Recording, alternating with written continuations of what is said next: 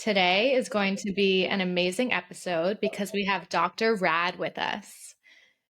Doc- Hi, how are you? Hi.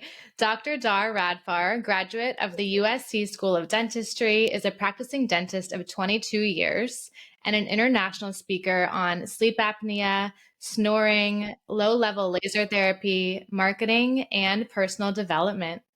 Dr. Rad, welcome to the Fieldswell Podcast. Thanks for having me. Are we going to be talking about sleep? Are we going to talk about snoring? Are these important issues, and what's it related to, right? Does everyone sleep well out there, or is everyone having sleep issues, right? It's You such a know, big topic.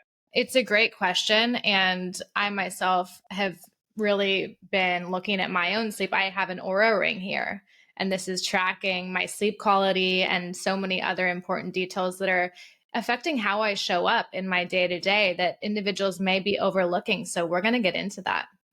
Yeah, poor sleep can lead to 12 to 15 years off your life expectancy. It could cause medical conditions such as 5 times higher risk of cancer, mental health issues, relationship issues. And so this is really a passion of mine to be able to help people understand and awareness of how to self-assess, how to be able to get tested and ultimately treated so that they can lead a little bit more of a grateful, gratitude, fulfilling life. Yes, we all need it. I know you really focus on sleep apnea. How did you get into that? Yeah, in 2009, I had the unfortunate but I call it slightly fortunate incident of crashing my car and falling asleep at the wheel. And I crashed my car into a tree, luckily, not into another, car or human. Imagine the life change that would have become. And not knowing that at the tender age of 32 back then,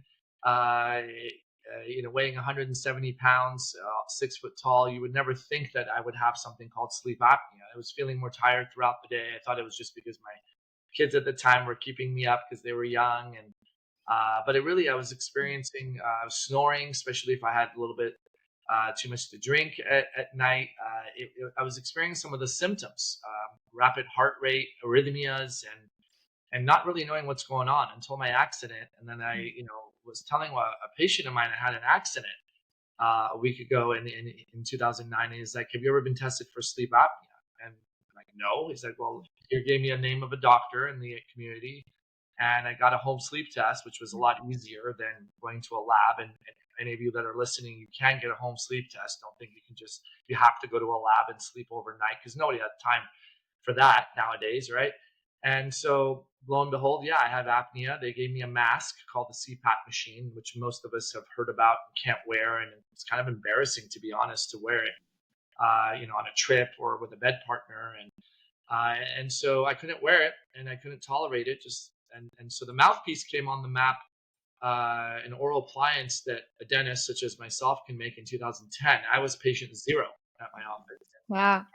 Totally changed my life. I wasn't as grumpy in the morning. I had more energy, more positivity. My mood changed. Grumpy Dr. Rad was kind of like my nickname because I just was quiet in the morning. I was trying to wake up and fight fires like we always do when we show up to the office, depending on the day. And it just changed my life. Reduced my snoring, removed it most of nights as long as I'm not too tired, or again, alcohol can still make you snore pretty badly. And so since then, I've helped a few thousand patients with oral appliances from all over the country. They've visited me, some from other parts of the world, and I've trained other dentists on how to do it so we can have them help their patients as well with the mouthpiece, so they don't have to be dependent on a mask. So amazing. And for our listeners who aren't familiar, what exactly is sleep apnea? So sleep apnea is diagnosed by a board-certified sleep physician who interprets a sleep study. In this case, we were talking about a home sleep study. And that sleep study measures, very similar to your Aura ring, but more advanced, how much your oxygen saturation, how much oxygen you're getting, if it dips down a certain percentage, or if you stop breathing. So sleep apnea is a combination of number of events at night when you do the sleep study, of the number of times you stop actually breathing, because the tongue can fall back and hit the back of the throat. And the vibration when that happens is called snoring, when the tongue vibrates against the soft palate and the uvula back there, punching bag as I call it. And if it has a little suction effect and you have a little bit of a gasp, not necessarily waking you up, but you have a little bit of a shortness of breath or a stoppage of breathing, that's what sleep apnea is. Snoring is not sleep apnea. Snoring is an indication that apneic events or stoppages of breathing could happen, and that pulse ox that you're wearing does dip, and it can dip below 90%, and that's suffocation. In a hospital setting, they would rush in and put oxygen on you. And so a sleep apnea determination or diagnosis is made by the number of episodes you have a stoppage of breathing or a shortness of breath big enough that your oxygen saturation dips below 90%. And that's very, very deadly. Yeah, I mean, look at you. You didn't realize you had it until you crashed into a tree. So I'm sure it's a lot more common than people may realize. What are some of the symptoms to be looking out for? Yeah, one of the biggest ones is being more tired throughout the day. Not wanting to take a nap in the afternoons, waking up a few times to go to the restroom. If you're getting up more than once to go to the restroom, that's a nap. So you may be having fight or flight, kind of excited breathing because you're not breathing well, and that causes more urine production. Just like the kid who gets excited and pees in his pants. That's kind of in kids bedwetting, by the way, that's an indication for kids having sleep issues or sleep breathing issues. And so other things are like morning headaches, grinding of your teeth. If you notice that you're grinding your teeth, that's also a fight or flight response to suffocation, to not getting enough oxygen. We get our jaw kind of clamps down, and we start wearing our front teeth down as we grind our teeth forward, back and forth. And so those are some of the, let's call it obvious things that poor sleep can cause in my world. But in the medical world, that a lot of people don't know the correlation, high blood pressure. 30% roughly of high blood pressure patients is a result of sleep apnea. So if we can get people to sleep better, they're off their blood pressure medication for a certain percentage of patients. Acid reflux, history of heart attack and stroke, diabetes type 2, all these are correlated to sleep. So if you have any of these medical conditions, or you have these, let's call it snoring issues, or tired throughout the day, or morning headaches, or grinding of your teeth, definitely look into getting a home sleep test to at least rule out sleep apnea. And if sleep apnea is present, you've got CPAP, continuous positive airway pressure, that mask, you've got the oral appliance that positions your jaw a little differently to open up your airway, and then there's surgical interventions as well. Amazing. And I know you've mentioned saving marriages through your dental work. We talk about sleep divorce. Talk to us about this. So I had a patient yesterday. She's going through Invisalign, meaning she's moving her teeth around. And she loved her sleep appliance when I made it for her, but she decided to finally straighten her teeth. So now she can't wear her sleep appliance and the Invisalign because the teeth are moving. The sleep appliance is a custom fit appliance that a dentist makes for you at a time stamp of taking the impressions or molds of your teeth. And so she has been kicked out of the bedroom. She's going on her 30-year anniversary trip to Europe for a week. And she was like telling me, she's like, I can't believe I have to sleep in another room. And that's called sleep divorce. And it's sleep divorce is the definition is you're married or you have a partner in life and you are under the same household, but you're sleeping in different bedrooms. And it does for some people really affect the relationship. Like it loses the intimacy, the connection. You end up becoming more like roommates, right? And so it's a big deal. And some people, they're not even in relationships, but they're starting to get in relationships and they become intimate. And the first night they kind of look at each other like, wow, you kept me up the whole night, right? And it's embarrassing to go through that because you don't know if it's your performance, you don't know what's going on. And at the end of the day, that the best thing to do is to be able to self-assess. And there's apps now that can record your snoring. Snore Lab is one of them that I use. It's a free app that you can use to record your snoring before you become intimate with someone and see if there's a way that you can get it treated with an oral appliance. That's so interesting. I don't think people think about how much oral health is related to our sleep health. Yeah. And the grinding patterns that we were talking about, the dry mouth that it can cause because you're mouth breathing and you're struggling. The dry mouth increases bacteria, the risk of gum disease and cavities. and fungal infections. And really, more importantly, the grinding of your teeth. I've had patients cracking their teeth, chipping their teeth, and they're like wondering, like, oh, should I wear a night guard? It's not really just the night guard that could help you. You may be able to sleep better with a proper appliance that looks a little bit more fancy than a night guard, that can help you not only stop clenching and grinding, but also help with all these other medical conditions. It's all connected. That's so interesting. So, number one, go get your oral health checked. What are some other tips you have for clients to improve their sleep? Sleep hygiene is really important. We've heard about possibly getting sunlight in our eyes in the morning. If you live in areas that are not always, dark like Seattle, if you have some sunlight, you can go and get some sun in your eyes in the morning that it's not directly above you yet, where it can affect you. That increases your melatonin production. So, like 10 minutes in the morning, getting some sunlight in your eyes is a great idea to start off the day. And staying away from stimulants such as caffeine, taurine, energy drinks, and coffee at least 8 hours before bedtime. That truly does help to make sure. And some people say, "Oh, I drink coffee and I can fall asleep. I'll do a cappuccino at dinner and I can go pass out." Yes, but you don't get into that deep sleep. It doesn't allow you to fully relax. You may be able to fall asleep, but you stay in this stage 1 or and 2 lighter sleep, and you can't get into deep sleep. So I'm an anti-caffeine person, unless you want to be up all night. It does affect your sleep, and having proper times to sleep. Like nowadays, you can sit and watch Netflix and watch episodes of Suits and other shows till like 2 in the morning, right? And get stuck in the cycle of the electronic world, and then or on your phone, and then you still got to wake up at 6:30 because your kids are up. You got to go to work, and so really having a set bedtime and being consistent with that as much as possible does help you go through the proper stages of sleep, as long as your airways kept open while you're sleeping. So true. And additionally, when we talk about, that wind down period before getting ready for that consistent bedtime, whether it's 9 p.m., maybe you start winding down at 8 p.m., where the lights are dimmer, there's calmer vibes, maybe you have a warm shower, do some journaling. What do you have to start increasing that melatonin production instead of, being stimulated by bright light, loud noises, what have you, that cortisol? Yeah, definitely. You want to keep your lights dim in your house or in your room before bed. You want to try to stay off your electronics at least 30 minutes before bedtime for adults, at least an hour for children under the age of 14.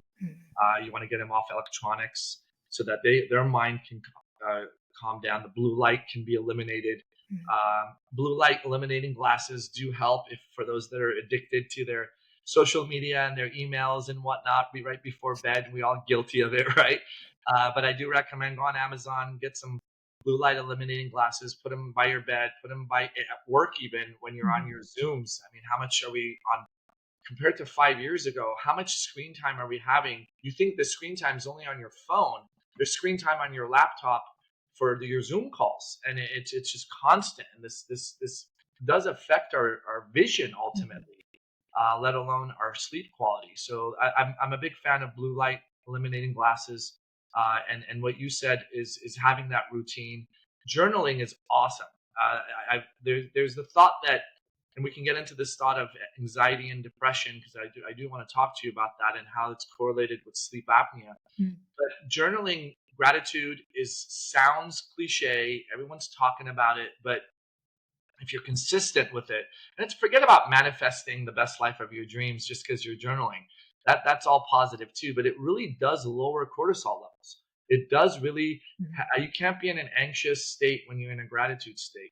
When Monday morning happens, even in the mornings when you go in and your assistant's late, or your router's not working, or your lights are off, or something's off. Once you finalize the initial emergency situation, text your friend, your loved one, show gratitude, perhaps write some of the things that you're grateful for still, the fact that you were able to make it to work, the fact that you're healthy, hopefully, and family's healthy, and try to change that negative Monday morning into a positive one. So it's not just at night to keep that positive gratitude journaling Yeah. and calming the cortisol. It's also even Mm. in the morning or even throughout the day when you deal with some really hard things. Yeah. And it's always just a mindset shift away instead of, oh my gosh, my assistant is late. Thank you. I have an assistant.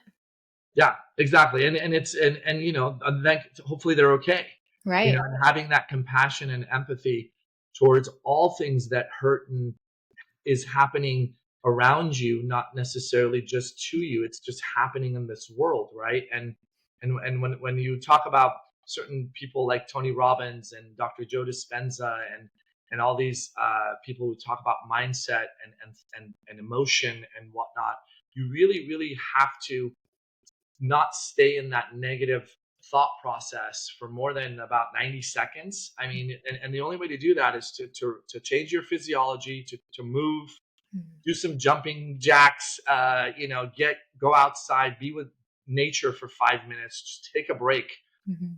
and then come back and tackle. Yeah. But unfortunately, Lauren, you can't do all this positive journaling if you sleep poorly. It's estimated that close to 40% of patients who have depression or have sleep apnea because of the lack of serotonin production during sleep when they Mhm. have these stoppages of fight or flight kind of fear-based breathing and sleep and anxiety built kind of sleep. And then you wake up, you have anxiety. Your cortisol levels are through the roof. And so if you have anxiety and you're chemically producing more cortisol, how are you supposed to be? Lauren, I so appreciate our friendship, and my assistant's such a beautiful human being. I'm so happy I have one anyway. It's hard to have that mindset when you sleep like crap. And so this is why I'm really pushing the world here to if they see any of these signs and symptoms that we were talking about, if you feel like the world is heavy on your shoulders, get your sleep Mhm. in order. It's a third of your life, and make sure that's on point. Tested. Perhaps take some natural supplements for insomnia and anxiety. I have one myself that I created that's been helping people all over the world. Uh, and get ahead of it before you can tackle the rest of the stuff on Mhm. that. Yeah, somehow we've gotten away from paying attention to the basics, the foundation, sleep, nutrition, movement. Those three, let's focus on those before we try and do all these other quick fixes to make ourselves feel better. Yeah, I mean, without sleep, most people know. Okay, well, It's because of my kids. Oh, because of work. Oh, that's yeah. My husband tells me I snore. My wife tells me, or my bed partner. There's something going on. If there's something happening with your sleep, I don't care if it's insomnia. I don't care if it's your thyroid. I don't care if it's low testosterone. Have it checked. I mean, it's the 13 medical conditions, and some of them we talked about, including life expectancy. I mean, 12 to 15 years off your life if you're not treated for it and you have the condition, let alone being someone like me where you can fall asleep at the wheel one day, right? Affecting your mood with relationships that you have. It's really, to me, one of the most pivotal things you could do for yourself, even as much as you said, movement and diet and mindset. But you got to get your sleep in order Mhm. before any of that can even be addressed. It's true. It needs to be a priority. What are your thoughts on mouth taping? This seems to be like all the rage now related to sleep health. Yeah, I saw recently that Hostage mouth taping, that's the name of one of the brands out there, had like $15 million in sales last year. And good for him. And mouth taping is great because it forces you to be more breathing through your nose. And in more of the yoga and meditation type of breathings, we are taught to breathe in through our nose. The reason for mouth taping working and being a good option for most people, and I'll tell you why it's not an option for others, is because when you breathe through your nose, you're producing more nitric oxide. Deep breaths through your nose vibrates a certain part of your back of this we call it cilia or nose hair fibers, and that causes a signal to the brain to produce nitric oxide. Nitric oxide opens up your arteries, more blood flow, relaxes you. Vasoconstriction or constriction of the blood vessels, which is what apnea causes, increases your blood pressure, makes you more not relaxed, more tense. So the more nasal breathing we do, so when we have stress, it's like breathe through your nose, hold it in, exhale, right? And so forcing you to breathe through your nose is a good idea. Now, we have people who have allergies, we have deviated septums, we have turbinates that are inflamed, and so you put mouth tape, you're going to feel like you're suffocating when you're trying to sleep. So it's not for everybody. If you have a bad cold or congestion, you may not be able to do that. That's when I say, see your ENT. See if you need to have some cleaning up of the passages before you start mouth taping. But I'm a big believer in it. It helps keep the jaw closed, which keeps the jaw position and the tongue a little bit more neutral, as opposed to jaw falling back and tongue falling back and causing that snoring and obstruction. So it does work for most people. Mm-hmm. What is like hitting me the most right here? I'm so passionate about personal development and tapping into all of my potential. And continuously now I'm just realizing how big of a role sleep plays in that. And I know you are too, because I saw you went to Aspire tour. Did you go in Miami? Yes, yeah, I went Okay. to the Inspire Tour in Miami, and it was a nice, almost 4 day event, I think it was. Wow, what? So mine was a 1 day event in San Diego, and many of my mentors, now mentors, spoke at that event.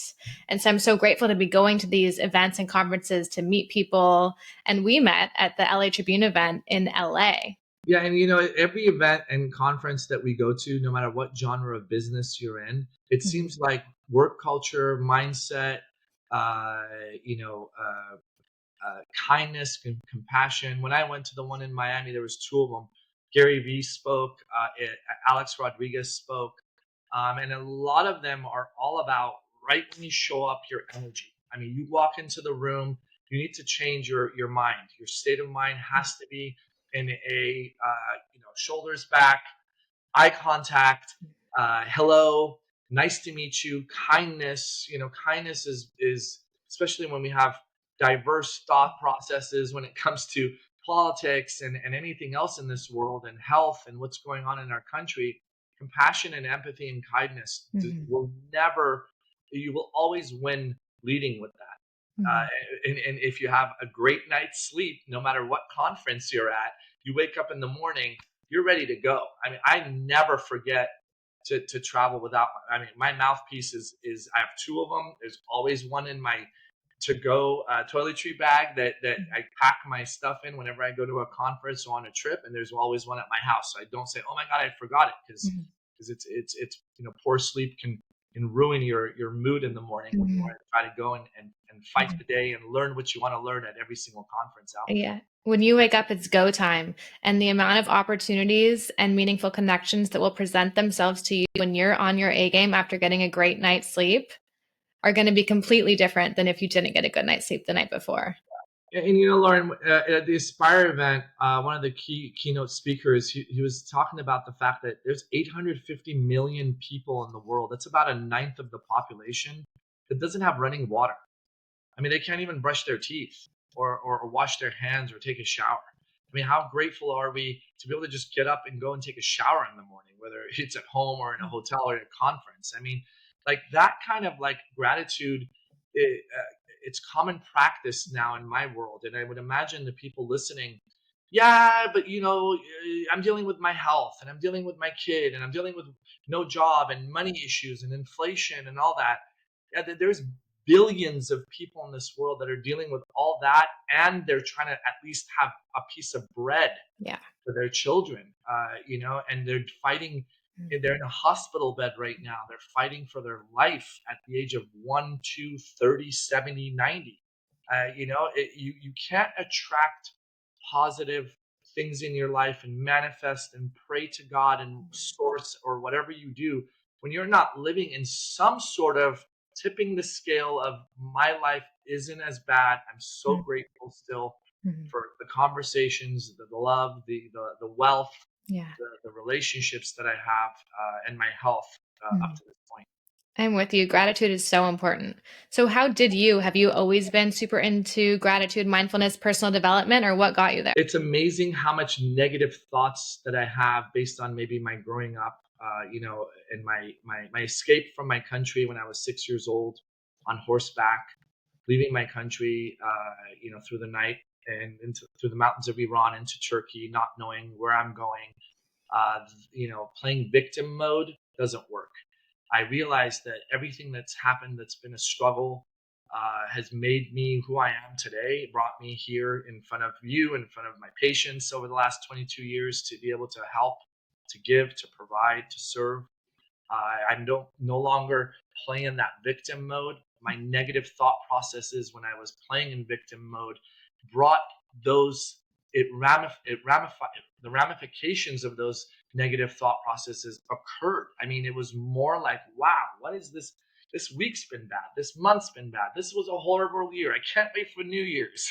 Let's put this year behind us. And now it's like, man, I've had a great year, and I'm so blessed. So you have to stop being in that energy state that's such a low vibration of fear and anger and resentment, and start trying to have forgiveness for the situations in life and the people that have hurt you and put you in a position of sorrow and sadness and fear and anger and resentment, and then have the courage and the bravery to be able to start showing kindness and compassion and empathy, and ultimately hopefully love, that feels so much better when you feel it and receive it from your friends and from coworkers even, and let alone your loved ones. uh, and hopefully one day, as I always say, like when you get to that later stage of your life, you're more at peace, and you can't be at peace when you're in victim mode. Mhm. It's such a powerful decision to take control of your life and stop blaming everyone else for your reality. This isn't their life, this is your life. I like to say you're the main character of your story. Embody that main character energy and write the next chapter like you want it to go. Stop giving everyone else control over your state of well being. And Lauren, you've been hurt by people. I've been hurt by people. I don't know one person listening on this that hasn't been disappointed by their mom or their dad, or a partner in life, or a boss, or hardships with their children and all that. But this isn't. No one's the pity party doesn't work. Blaming it on other people. Anyone that's hurt us, a parent who hasn't been able to show us love, or be there or abandon us. They've gone through their own journey. They're not intentionally sitting there going, how am I going to hurt Lauren, my daughter, or my friend, or like, how much can I affect her life permanently so she's depressed and filled with anxiety? That's not what people think. That's not what people around you are purposely. They've just gone through so much trauma as a child, through their relationships. They're just, with all due respect, on the weaker side. They haven't gone through the work of therapy and journaling and reading and listening to podcasts like yours and whatnot, to be able to say, yeah, I want to get out of this generational curse. I want to break it. I want to be a Right. better parent. I want to be more present for my partner. Mhm. And these are the things that our awareness and consciousness is at such a high level now in society compared to years past. And that's the beginning. That's the Mhm. awareness, the Yeah. awakening that's happening. And now it's time to take action. And Mhm. your action plan is get therapy if that's something that you're into, and talk to someone that's a professional if it's something that's overpowering or overbearing, or do it on your own with journaling, listening to YouTube videos and podcasts about mindset and confidence and getting over certain traumas. Mhm. One of the things I believe is hurt people hurt people. And so to not take it so personally, if someone has done something that you can't believe that they did, maybe they are going through something that you know nothing about. Yeah, and everybody's still hurt. No matter how much I've worked on myself, I still feel sadness and hurt through certain things that I've been through since being a kid. Even though it's better than what it was years ago, right? Because but to be aware of it and not transpose that hurt onto others is really important. We Mhm. want to stay away from that, even narcissistic kind of behavior without even knowing, because we're Right. hurting someone else for our own benefit. Mhm. That's not our intent. Should definitely be more, look into yourself and see, why are you hurting others, and is there something that you haven't understood, or at least come to terms with, to be able to forgive whoever is out there, so that Mhm. ultimately you can be at peace with Mhm. whatever else coming your way. That self-awareness piece. So, Dr. Rad, as we begin to wrap up, what's the biggest mindset shift you believe individuals need to make to truly excel in their lives? Definitely what helped me, and when I talk to even my patients in the dental chair, for crying out loud, it's not even, we're doing hygiene and cleaning their teeth and talking about their teeth. It's really, at the end of the day, having compassion for everybody that walks into your life. I've had people come in upset that they waited an extra 5 minutes because I was busy with an emergency, or my kid wanting something from me and I wasn't able to give it and provide with them the information in a quick manner. It's not about you. It's about struggles and things that other people go through. And when you have the compassion and you pull back and you observe the storm or the sun or the rain or the hail or the tornado or the hurricane, which is deadly in our world, and all these metaphors of weather that I'm bringing you or talking to you about, just observe. Take Start detaching your emotional, why is this happening? This is hurting my feelings. This is hurting my heart and, affecting me. Detach the emotion, highs and the lows. Come back to equilibrium. Observe what's going on around you. Guide if you're being asked to help and guide, and lead with that understanding of compassion and empathy. Be an observer. What is this here to teach me? Yep. Where can our listeners find you? So anyone has any questions about sleep, my first name, last name at gmail.com. I go through my own emails. So darradfar at gmail.com. I do have a bunch of products and supplements for sleep and jaw health and oral health. Radhealthinc.com, radhealthinc.com has all my products, and you can also message me through there. And of course, I'm all over social media. You can always follow me. Just look me up, Dar Radfar, Dr. Dar Radfar, and send me a message if you have any questions. Amazing. I will add that all to the show notes. Dr. Rad, thank you so much for coming on today. I'm very grateful for you and our conversation. Thank you so much. Keep up the great work. I love listening to your podcast.